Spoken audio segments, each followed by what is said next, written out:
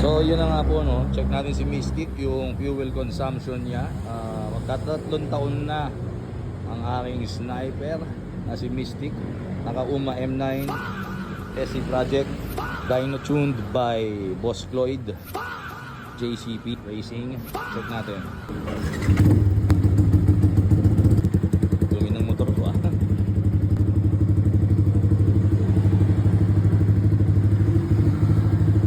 So 37.3.